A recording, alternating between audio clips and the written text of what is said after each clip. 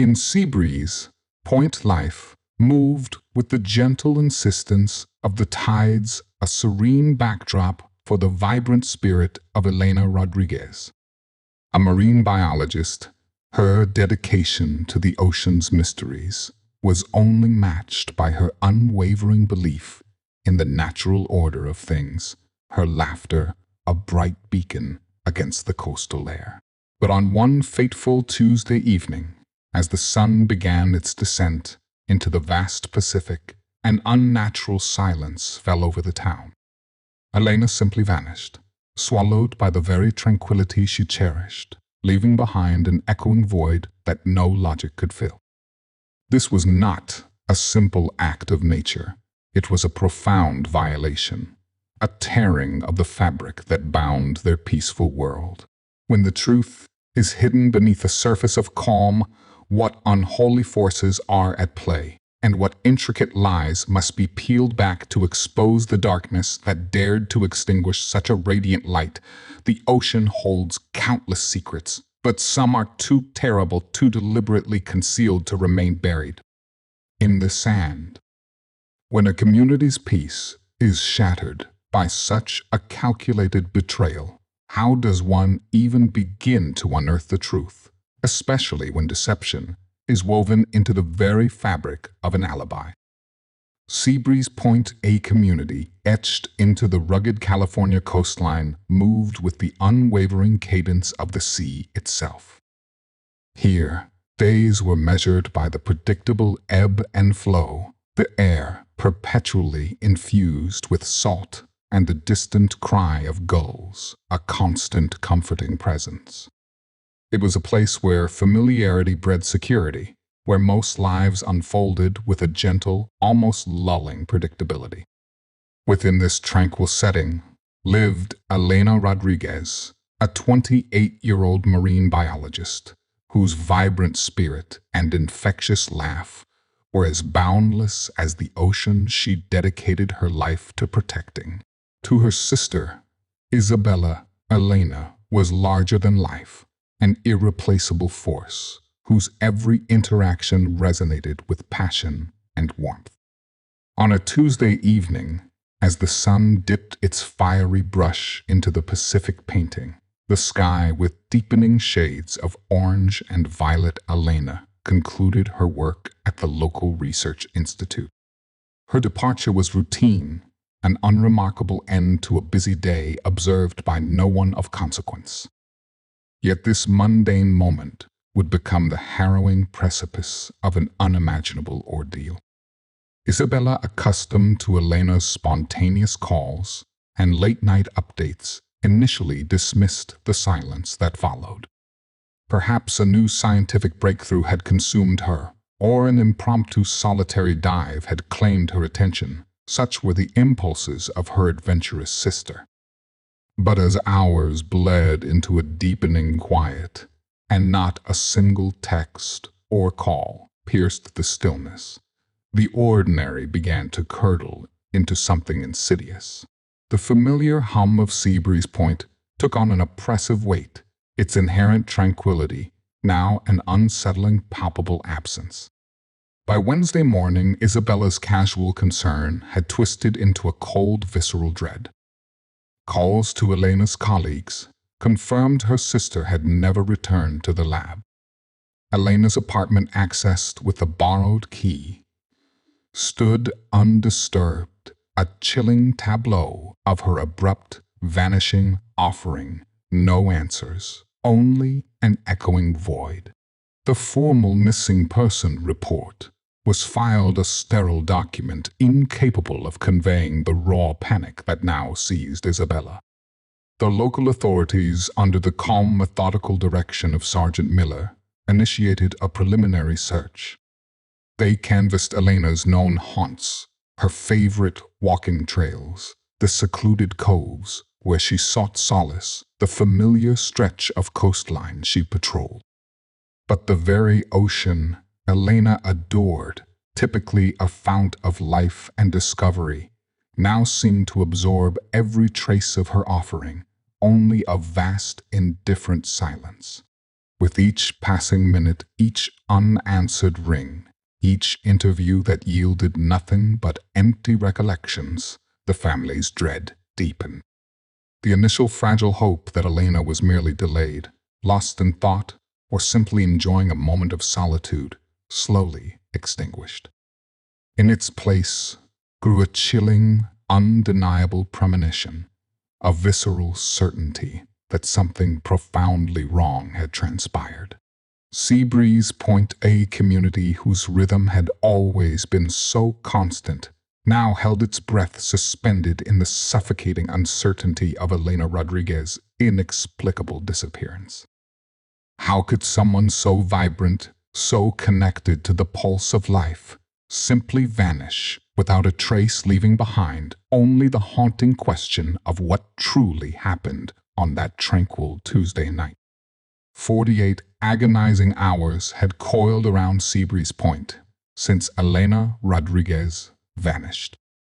The desperate hope, once a fragile ember, had been suffocated by a profound, chilling dread that gripped the entire community. Then, with the first blush of dawn on Thursday, that dread took concrete, horrifying form.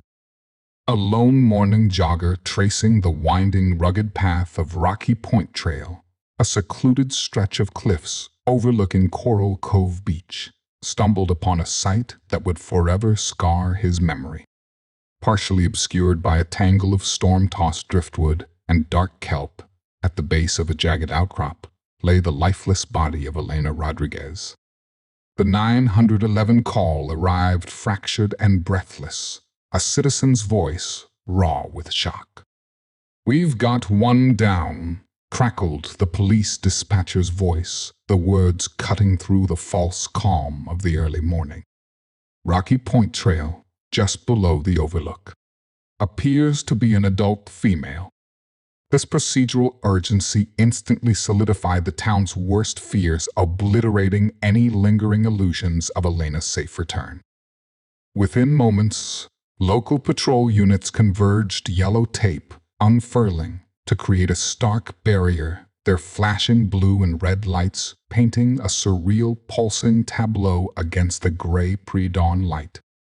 Leading the somber response were Detective Sergeant Marcus Thorne and his partner Detective Olivia Chen, both seasoned investigators from the Seabreeze Point Police Department. Thorne, his broad shoulders squared, surveyed the scene with a practiced, almost clinical intensity, his gaze missing nothing. Beside him, Chen, sharp and perceptive, absorbed every detail, her expression a mask of grim resolve. They moved with a quiet efficiency, their professional detachment a necessary shield against the horrific reality unfolding before them.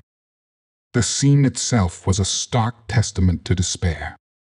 Elena's body bore the undeniable marks of a violent assault, a brutal violation starkly juxtaposed against the relentless rhythmic crashing of the waves.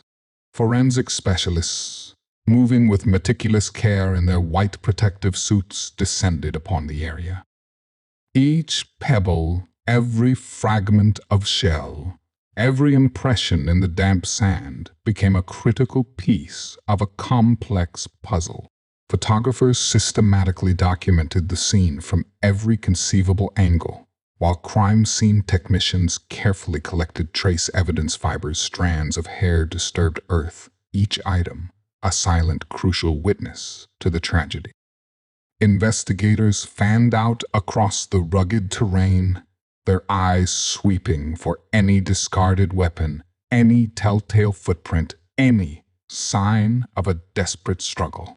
The air grew heavy, not solely with the biting tang of salt and the faint, unsettling scent of decay, but with the palpable weight of stolen life.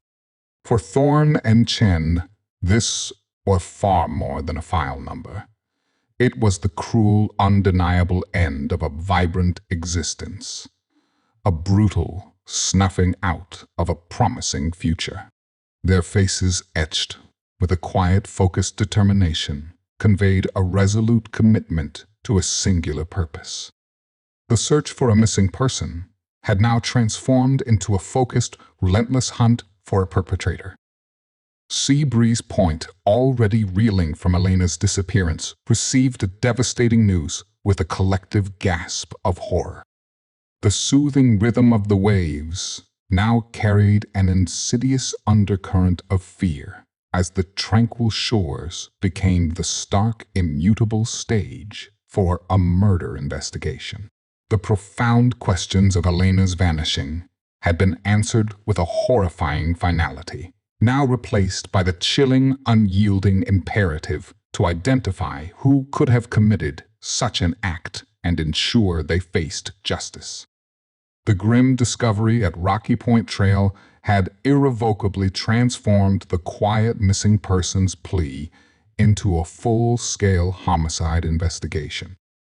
Yet in the weeks that followed, the initial surge of activity yielded little more than a harrowing confirmation of tragedy.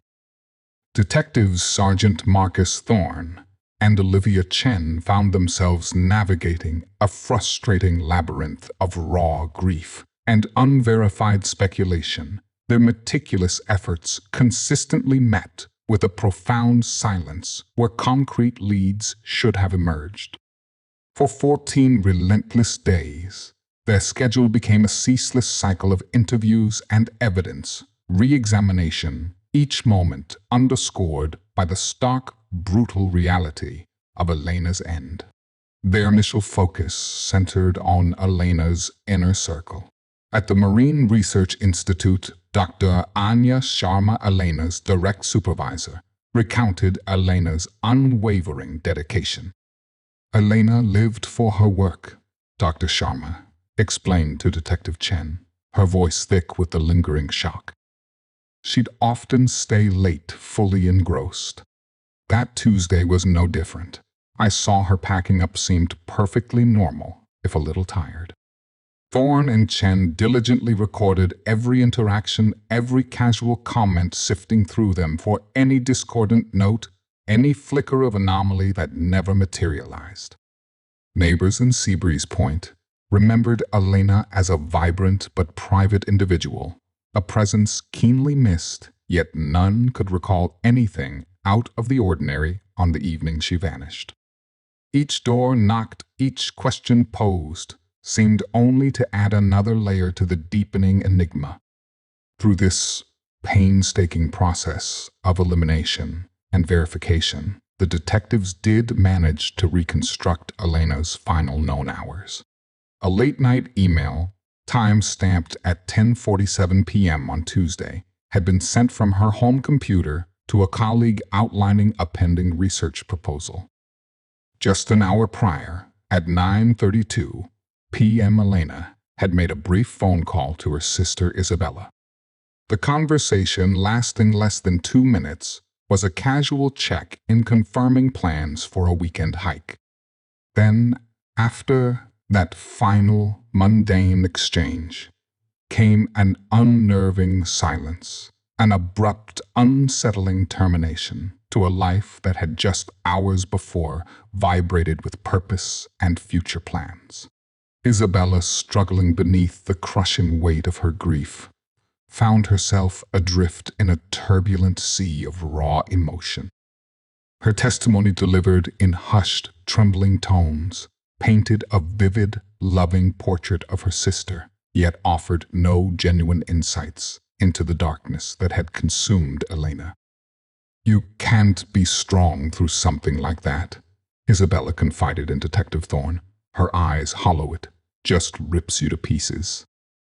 Her disbelief was a constant aching presence, interwoven with the vivid memories of Elena's laugh, her passion, her boundless energy. "I genuinely didn't believe it would ever get solved," she admitted, her voice catching on the unbearable burden of the unknown. The tight-knit community of Seabreeze Point, reeling from the sudden violence that had shattered its idyllic peace, responded with an outpouring of somber support.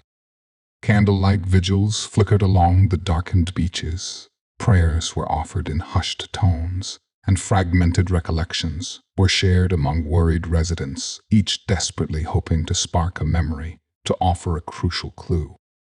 But the collective memory remained a hazy mosaic. No one had witnessed a struggle. No one had heard a scream. The small coastal town, once so secure in its serenity, now found itself haunted by the chilling realization that a brutal killer walked among them, shrouded in an impenetrable anonymity. Despite the tireless efforts of detectives Thorne and Chen, these initial weeks yielded no definitive answers, leaving only the chilling whispers of apprehension and the profound, aching burden of a perpetrator remaining at large. Weeks had passed, each one meticulously examined by detectives Thorne and Chen, yet the physical evidence processed by the crime lab had thus far yielded no definitive breakthroughs. The initial flurry of activity, while exhaustive, had settled into a grinding, methodical rhythm. Both seasoned investigators understood that the most crucial clues were not always visible to the naked eye, nor found in the direct testimony of witnesses. Often, the truth resided in the silent hum of the digital world, a landscape too easily overlooked in the immediate chaos of violent crime. This realization honed their focus, guiding their quiet tenacity towards the unseen threads woven through Elena's digital existence. The painstaking work began. Every electronic device connected to Elena's life was subjected to rigorous examination. Her smartphone, her laptop, and most crucially, her home security system, a discrete network of sensors and cameras installed for peace of mind in the otherwise tranquil Seabreeze Point. For days, digital forensic analysts labored poring over countless gigabytes of data. It was an arduous hunt for a single discordant note in a symphony of routine digital activity. And then a flicker of something unusual. Elena's home security system, typically a dormant guardian, registered a brief, anomalous network connection. It wasn't from her own devices, nor from any recognized guest. This was an unknown presence, a fleeting digital shadow that had briefly connected to her home's Wi-Fi network around 11:15 p.m. on Tuesday, barely an hour after Elena's last email, and disturbingly close to the estimated time of her death. This wasn't yet the definitive answer they sought, but it was a ripple in the digital calm, a clear signal that someone else had been within the immediate vicinity of Elena's most private space. Investigators now believed the attacker had breached her home, the digital pulse marking his fleeting intrusion. Simultaneously, another crucial threat emerged from a different corner of the digital realm. Detective Chen, with her keen eye for overlooked details, had initiated a massive undertaking, the meticulous review of every traffic camera recording from every intersection and arterial road within a 5-mile radius of Seabreeze Point. The sheer volume of footage was staggering, a monotonous blur of headlights and taillights stretching across countless screens. But her persistence bore fruit. Hours after Elena was last confirmed alive, in the dead of Tuesday night, a dark-colored SUV, an older model with distinctive aftermarket roof racks, was captured by a camera positioned at the intersection of Ocean View Drive and Coastal Highway. What made this particular vehicle noteworthy was its direction.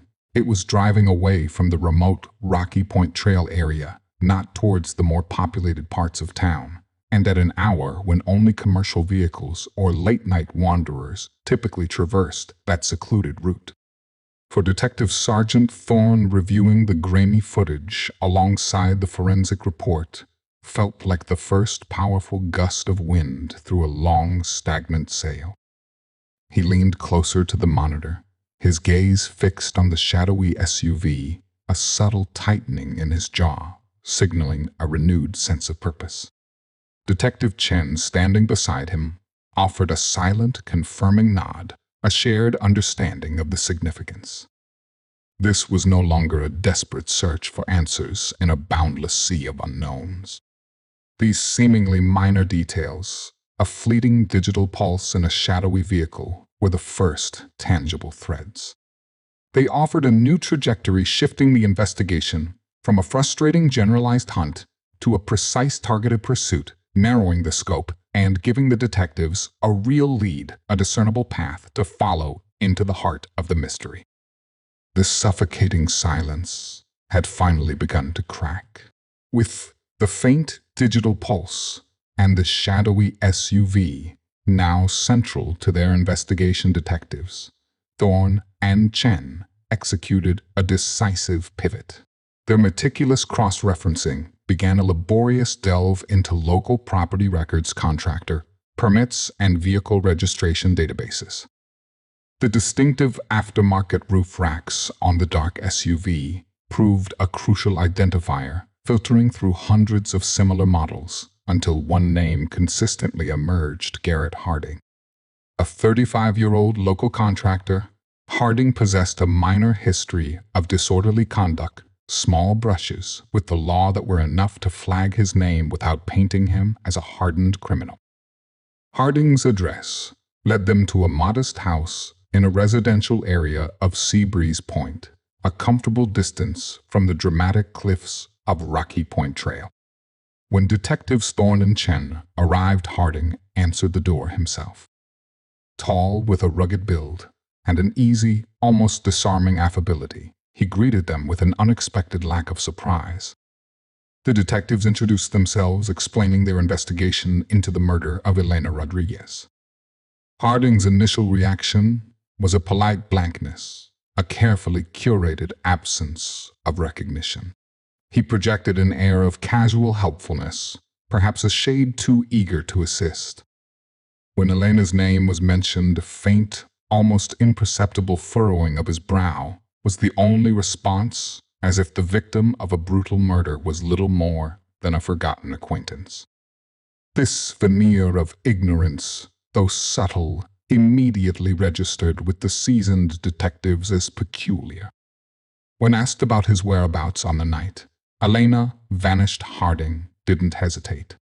He presented a seemingly airtight alibi delivered with a calm, unforced confidence. "Tuesday night, I was at the bonfire down at Coral Cove Beach," he explained, a faint, easy smile playing on his lips. "It was a big one. Lots of people out. Knew most of them, actually." Coral Cove Beach was a notorious local gathering spot, frequently hosting large bonfires, particularly in the warmer months. It was a perfectly plausible detail, instantly lending an air of credibility to his account. Harding readily named several individuals who he claimed could corroborate his story. "You can ask Mark Jenkins or Sarah Peterson," he offered, gesturing vaguely towards the town. "They were definitely there. Saw me pretty much all night." The ease with which he provided these names, the casual certainty in his voice, initially gave Thorne and Chen significant pause. This was not the typical evasiveness they often encountered from suspects. It was a ready, coherent narrative, seemingly backed by multiple witnesses. His story plausible and supported by seemingly unimpeachable sources, initially threw a substantial wrench into the detectives' burgeoning suspicions. As Thorne and Chen left Harding's residence, the ocean wind, once a familiar companion, now felt colder, carrying with it a new layer of complexity. They had a name, a vehicle, a digital trace, and a face. But they also had a meticulously constructed alibi, seemingly solid, corroborated by multiple witnesses, all wrapped in the innocuous glow of a beach bonfire. The path ahead, once a clear, targeted pursuit, had swerved into a murky detour, forcing them to re-evaluate their nascent suspicions. The unsettling possibility that their prime lead might be entirely innocent loomed large. Yet the confidence Harding exuded left a persistent residue of unease that neither detective could entirely shake an instinct that the bonfire's warm glow might be strategically hiding a much colder, darker truth. The warmth of the bonfire, Garrett Harding's carefully constructed alibi, should have been enough to extinguish any lingering suspicions. Yet, for Detective Sergeant Marcus Thorne, a man whose instincts had been honed over 2 decades of chasing shadows, a disquieting current persisted beneath the surface of Harding's calm. His almost perfect composure, however, struck Thorne like a subtly off keynote in a familiar melody. The alibi was plausible, the named witnesses were real individuals, but the sheer lack of any genuine surprise or concern from Harding felt unnervingly rehearsed. It was a gut feeling, a prickle of intuition, that Thorne had learned to trust implicitly. Thorne and Chen meticulously set about interviewing Harding's friends and acquaintances who had been at the Coral Cove beach bonfire that Tuesday night. Mark Jenkins, a burly mechanic, readily confirmed Harding's presence, recalling sharing a beer by the roaring flames. "Yeah, Garrett was there," Jenkins stated, scratching his beard. "Good guy. Left for a bit. I remember to grab some more firewood from his truck. Said he'd be gone in about an hour."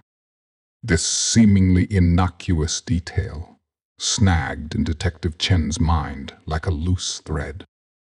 Harding himself had made no mention of such a prolonged absence. Another witness, Sarah Peterson, a local barista, also confirmed Harding's attendance. She remembered him laughing, contributing to the festive atmosphere. However, as the night progressed, Peterson recalled a distinct shift in his demeanor. He seemed a bit agitated later. She recounted, her brow furrowed in thought, just sort of pacing around the edges of the fire, distracted. "I thought maybe he'd had a fight with someone, but he just brushed me off when I asked." His agitation, stark against the backdrop of carefree celebration, provided another subtle variance.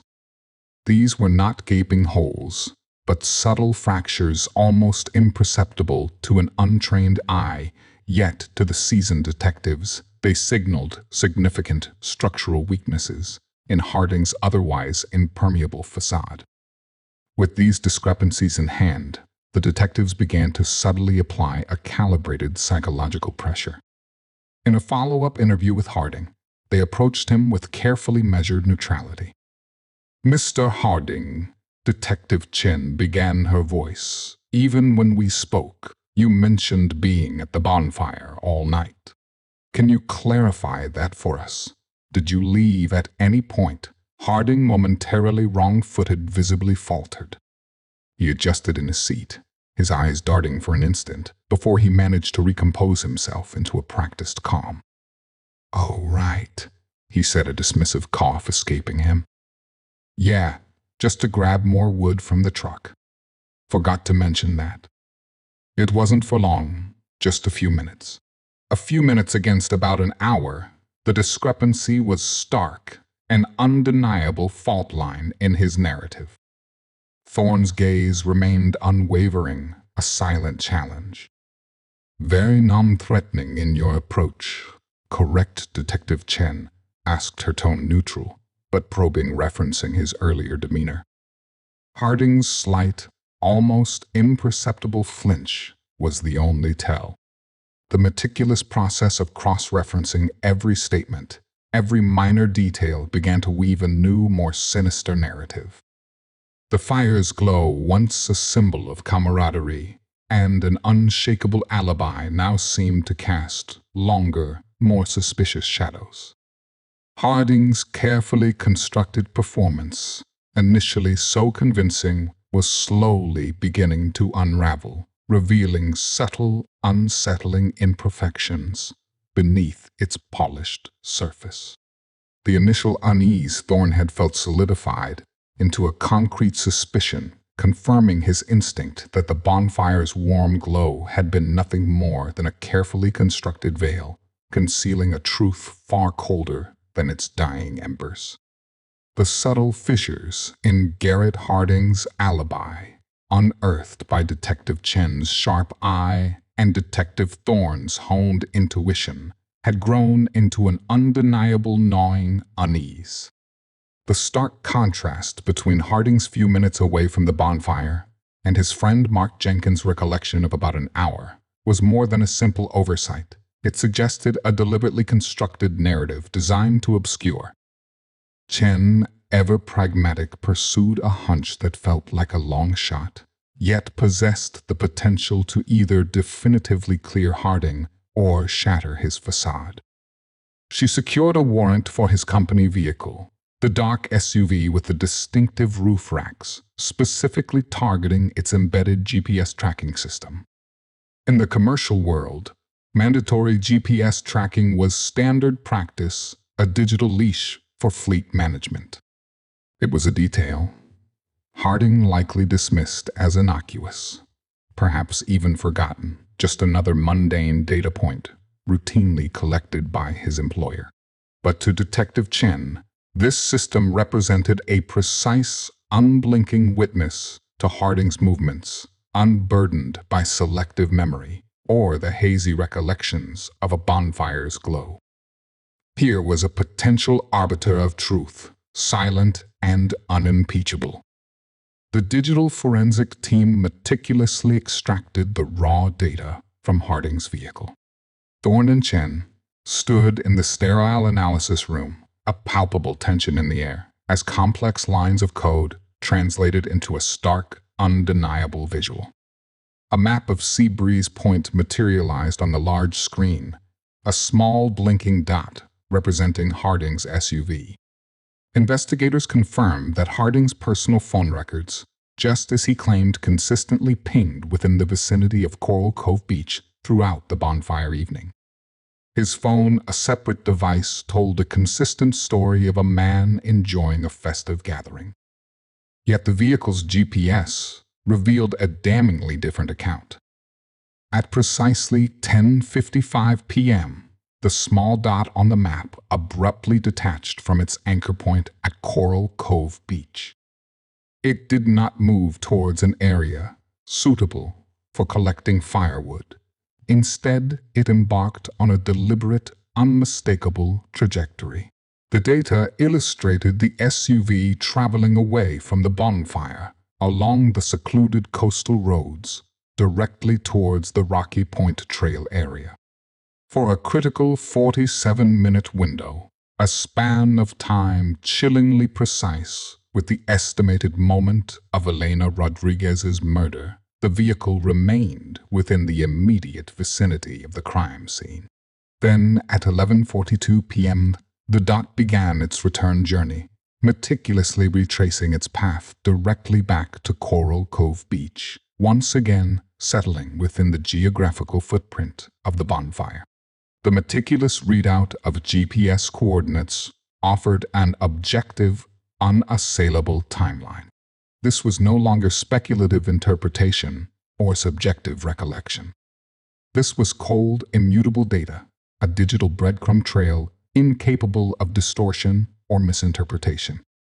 It presented an undeniable record of a vehicle occupying the very location its owner claimed he was not during the exact window of time a brutal murder had occurred.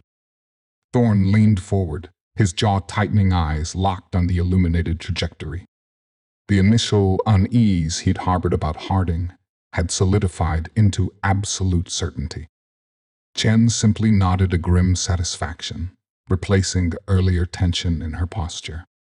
The beach bonfire, once a seemingly foolproof alibi, now stood exposed as a carefully constructed illusion, a calculated deception engineered to conceal a terrible truth. The fleeting digital ghost from Elena's home security system, the shadowy SUV captured on traffic camera, and now the irrefutable path laid bare by the GPS, all intertwined to point an accusing finger directly at Garrett Harding. The investigation had not merely shifted. It had found its undeniable digital center, transforming a lingering suspicion into absolute chilling certainty. With the irrefutable GPS data, now a cold, hard weapon, the investigation pivoted this time with a focused, almost predatory intent. Detectives Thorne and Chen summoned Garrett Harding for a second interrogation, an encounter that would be no cordial conversation, but a direct, unyielding confrontation. The atmosphere in the sterile interview room crackled with an uncharacteristic tension, the tone shifting abruptly from exploratory questioning to an unwavering, deliberate challenge. Harding initially strode into the room with the same easy confidence, the practiced affability he'd displayed before, offering a curt nod to the detectives. He settled into the chair, crossing his arms, a picture of composed innocence designed to deflect scrutiny. Detective Thorne began calmly recounting the final hours of Elena's life, her phone call to Isabella, her last email. Harding listened, his expression neutral, occasionally offering a dismissive shake of his head or a vague "that's a real shame." When the conversation inevitably circled back to the night of the bonfire, Harding reiterated his story, elaborating on the festive atmosphere, the friends he saw his brief absence to collect firewood. Yet, as the detectives probed his narrative, began to twist, offering new, more elaborate excuses for his brief departure. The narrator revealed he fabricated an elaborate tale, claiming he'd slipped away for a clandestine meeting with a woman from his past, Mandy. This was his desperate attempt to explain away his absence.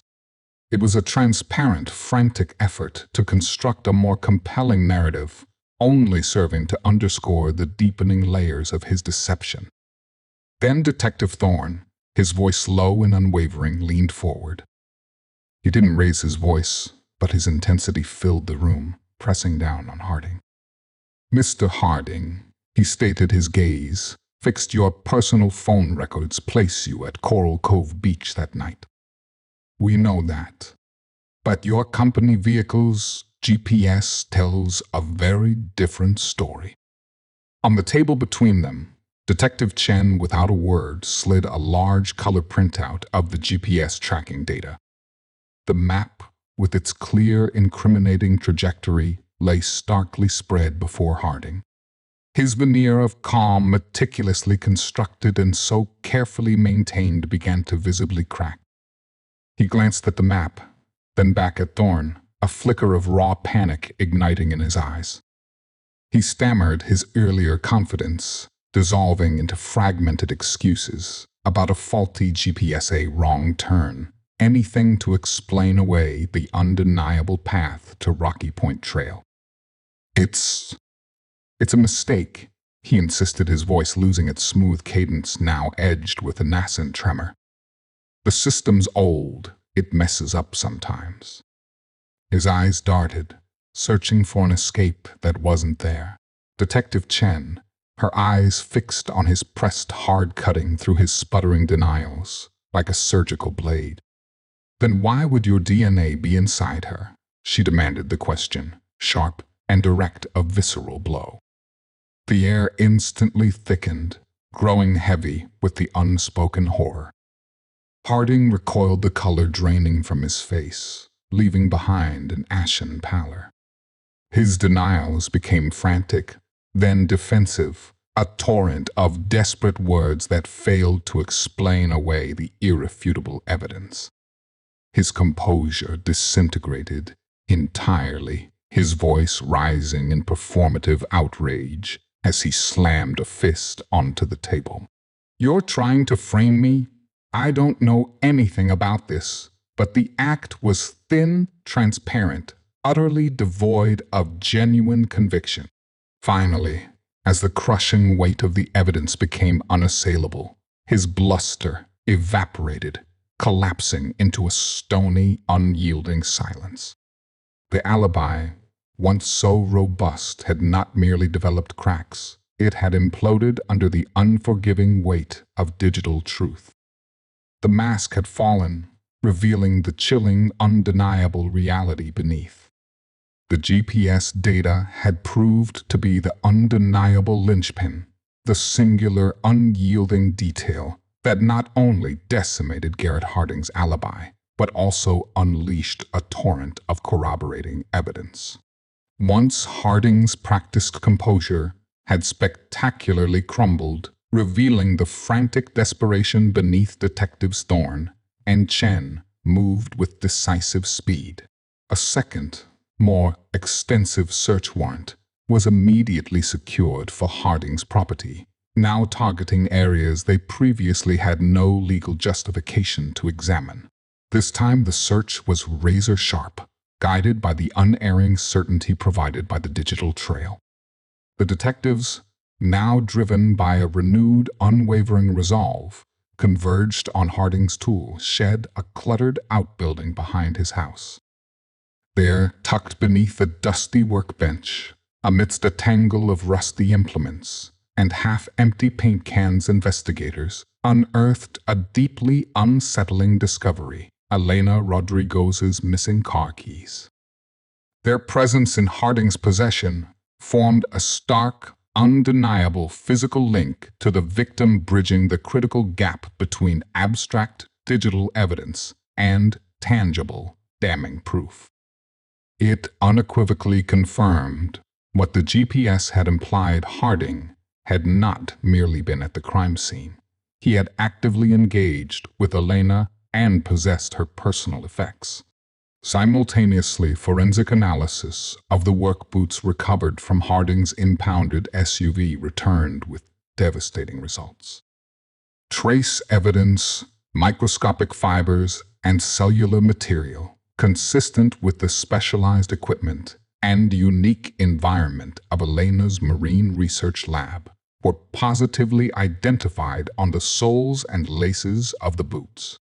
This was no mere coincidence.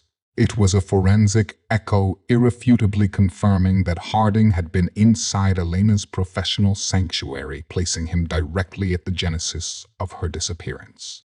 As these disparate pieces rapidly coalesced, the detectives began to construct a clearer, far more disturbing motive.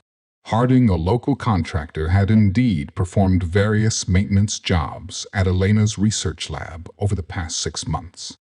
During this period, the investigation uncovered he had developed an intense, consuming, and entirely unrequited obsession with Elena. His casual assertion of, "I don't even remember her from the first interview," now twisted into a chilling, calculated falsehood. He had watched her, admired her from afar, and his infatuation had festered, escalating into a dangerous, dark delusion. That fateful Tuesday night, the brief, anomalous network connection detected by Elena's home security system, first noted in Chapter 4, now made terrifying, horrifying sense. Harding had returned to Elena's home, not for an innocent reason, but with a predatory intent. His truck's GPS, a silent, damning witness to his journey from the celebratory bonfire to the isolated Rocky Point Trail. The mosaic painted by this accumulating evidence was no longer speculative. It was a chilling, undeniable reality. The unraveled web of Harding's lies exposed a meticulously planned act of violence, fueled by a dark, unfulfilled obsession. Harding had not simply stumbled upon Elena. He had stalked her, confronted her, and, in a brutal act of desperation, ended her life. The fragments of digital data, the discarded keys, the irrefutable trace evidence, all converged into an inescapable narrative of guilt, transforming suspicion into absolute certainty, and bringing the true horror of Elena's final moments into sharp, devastating focus. The investigation, once plagued by dead ends, had finally stripped away the layers of deception, laying bare the cold, hard truth. With the weight of overwhelming evidence against him, Garrett Harding was formally charged with the murder of Elena Rodriguez. The announcement rippled through Seabreeze, point-stirring a complex tapestry of emotions, a bittersweet relief for Isabella and the community, yet also the daunting, often harrowing prospect of a trial. The relentless, focused pursuit of the killer now transitioned to a different kind of battleground, the courtroom, a hallowed space where truth would be meticulously presented, fiercely challenged, and ultimately decided. For Isabella, the formal charging of Harding offered a fleeting moment of vindication, a fragile spark of hope that Elena's brutal death would not go unpunished. Yet this quickly yielded to the renewed agony of confronting her sister's accused killer, no longer a shadowy figure, but a man in the unsparing glare of public scrutiny. Her grief, once raw and paralyzing, began to solidify, hardening into a resolute demand for accountability. She understood with a painful clarity that she must now embody Elena's voice, becoming her fierce advocate within the sterile confines of the legal arena. This profound shift in persona, from grieving sister to determined champion, would be both her crucible and her enduring strength. The state's case would be masterfully orchestrated by Assistant District Attorney David Miller, a prosecutor renowned for his methodical presentation and unwavering composure in court. Miller possessed a singular ability to distill complex evidence into a clear, compelling narrative for a jury, patiently guiding them through the intricate weave of facts. He understood the immense pressure upon him, not merely to secure a conviction, but to deliver justice for a community deeply scarred by inexplicable violence. His monumental task involved meticulously laying out every piece of evidence, every digital trace, every eyewitness statement, every forensic detail, crafting them into an undeniable tapestry of Harding's guilt. The judicial system, with its intricate procedures and formalized rituals, prepared to host this profound legal drama. The careful selection of a jury, the powerful opening statements, the procession of witnesses, the rigorous cross-examinations, the expert testimonies, each phase a critical, deliberate step in a process designed to unearth truth and assign culpability. Courtroom, often perceived as a cold, imposing space, would transform into a crucible where the narrative of Elena's final hours would be dissected, argued, and ultimately judged by ordinary citizens. On one side stood the prosecution, burdened with the exacting weight of proof beyond a reasonable doubt. On the other, the defense tasked with challenging every assertion, sowing seeds of doubt, and upholding the fundamental presumption of innocence, even in the face of mounting incriminating evidence. Caught squarely in the crossfire, the jury, 12 ordinary citizens drawn from the community, was entrusted with the immense responsibility of deciding a man's fate, and in doing so, affirming the community's collective belief in justice. For Isabella, sitting stoically in the front row, her eyes fixed on the man accused of irrevocably stealing her sister's life, the trial represented not just a legal proceeding, but a profound moral imperative. The fight for Elena, though moved to a different stage, was far from over. It had merely entered a new, equally grueling chapter. The weight of justice settled upon them all, heavy and unyielding, a promise whispered against the echoes of loss. The trial of Garrett Harding became a searing crucible for all involved, a relentless process of truth and consequence, unfolding within the hallowed, often unforgiving confines of the courtroom. Day after day, Assistant District Attorney David Miller methodically presented the state's case, systematically dismantling Harding's meticulously constructed deception. Isabella, seated in the front row, a stoic sentinel against her grief, watched with unblinking resolve, her presence a silent, powerful testament to Elena's stolen life. The prosecution's narrative commenced with Isabella's poignant testimony, her voice, though tinged with sorrow, resonating with Elena's vibrant spirit. She painted a vivid portrait of her sister, speaking of Elena's boundless energy and infectious laugh, a visceral reminder to the jury of the irreplaceable human cost of the crime. Following her, detectives, Thorne and Chen took the stand, offering their detailed accounts of the painstaking investigation, from the initial missing person report to the grim discovery at Rocky Point Trail and the eventual unmasking of Harding as a prime suspect. Their procedural, fact-based delivery underscored the diligent, relentless pursuit of justice that had brought them to this point. Forensic experts then systematically laid bare the cold, hard science.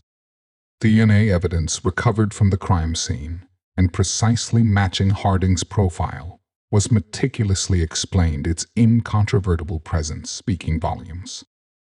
Trace evidence, microscopic fibers from Elena's lab found on Harding's work boots, provided another undeniable link, placing him directly at the scene and inside Elena's professional sanctuary. Each piece of evidence, each expert's testimony relentlessly chipped away at any lingering possibility of Harding's innocence, forging an unshakable foundation for the prosecution's argument. But it was the GPS data, the silent digital witness from Harding's own company vehicle, that truly became the star of the courtroom drama. Adia Miller, with an almost surgical precision, displayed the data graphically for the jury on large screens. A detailed map of Seabreeze Point, illuminated, showing the precise, irrefutable trajectory of Harding's SUV. The jury watched in rapt attention as the glowing dot representing Harding's vehicle departed the crowded bonfire at Coral Cove Beach, traveled directly to the secluded Rocky Point Trail area, lingered there for a critical 47 minutes, and then returned, all within the exact time frame of Elena Rodriguez's murder. It was a visual betrayal of Harding's meticulously constructed alibi, contradicting every single syllable of his claims of remaining at the festive beach bonfire. Harding's defense team, in a desperate attempt to salvage their client, vigorously tried to discredit the technology. They argued for GPS malfunction, for data corruption, for human error in analysis. But the precision of the data was unassailable, verified by multiple independent experts whose testimony solidified its integrity. The defense's arguments seemed to crumble futilely against the sheer, overwhelming weight of such incontrovertible digital evidence. Harding, whose initial composure had given way to arrogance, now appeared cold and defiantly resentful, his jaw clenched as he listened to the irrefutable evidence mount against him. His eyes, once darting with feigned innocence, now held a hardened, almost hateful stare, the gaze of a man trapped by his own digital mistakes. The truth, painstakingly unearthed by the relentless pursuit of justice, was now laid bare in open court, an undeniable narrative written by the unforgiving path of data. After weeks of grueling testimony, the fate of Garrett Harding lay suspended in the hands of 12 ordinary citizens. The air in the courtroom, thick with anticipation and collective exhaustion of days spent dissecting tragedy, became almost suffocating as the jury re-entered, their faces inscrutable. Every eye in the gallery, particularly Isabella Rodriguez's, locked onto the foreman. The clerk's voice, clear and unwavering, cut through the profound silence. "We, the jury, find the defendant Garrett Harding guilty on all counts." A collective gasp, quickly followed by a wave of hushed exhalations, swept through the gallery. For a moment, a deep stillness descended, a complex blend of disbelief, and immense relief. Isabella, her hands clasped tightly in her lap, closed her eyes for a fleeting second, a single tear tracing a path down her cheek. It was not a gesture of joy, but the raw, visceral release of an unbearable burden finally lifted. Detectives Thorne and Chen, seated behind the prosecution, exchanged a solemn glance, a quiet, hard-won satisfaction in their eyes, acknowledging the culmination of their relentless dedication. Harding, however, remained impassive, his jaw clenched, a cold defiance etched onto his features, his gaze fixed straight ahead, refusing to acknowledge the verdict or those it impacted. In the subsequent sentencing phase, Isabella Rodriguez rose to deliver her victim impact statement. Her voice, though trembling with the profound weight of her grief, grew firm and resolute as she turned her gaze unwavering and direct upon Garrett Harding. Elena was light. She began her words, piercing the courtroom's formality. She was joy and purpose and love. You extinguished all of that, not from her, but from every person who loved her, from every ocean creature she fought to protect. Her voice hardened further, a clear, powerful condemnation. Garrett Harding, you must never again be allowed to walk the earth as a free person. You stole her future, but you will not steal our peace, nor the vivid memory of who she was. Harding remained a statue of unyielding defiance, offering no sign of remorse, no flicker of acknowledgement for the immense suffering he had caused. He was the chilling embodiment of evil, confronted, a stark reminder of the void he'd carved into the world. The verdict of guilty affirmed by the court brought a measure of legal finality to Elena Rodriguez's brutal murder. It stood as a testament to the meticulous dedication of detectives Thorne and Chen and the unwavering resolve of a Miller. Their exhaustive work, from the faint digital pulses to the undeniable GPS data, had systematically unraveled Harding's calculated deception, ensuring that accountability, though hard-fought, was ultimately achieved. Yet a verdict, no matter how definitive, could never fully mend the profound rupture left by Elena's absence. The deep scars of such a crime endure not just for Isabella and Elena's family, but for the entire community of Seabreeze Point. They persist as a quiet strength of remembrance, a somber echo of a life extinguished too soon, and the enduring understanding that even in the face of profound darkness, the sustained pursuit of justice offers the only path towards a fragile yet hard-won peace. Even the most elaborate lies cannot escape the unforgiving light of digital truth.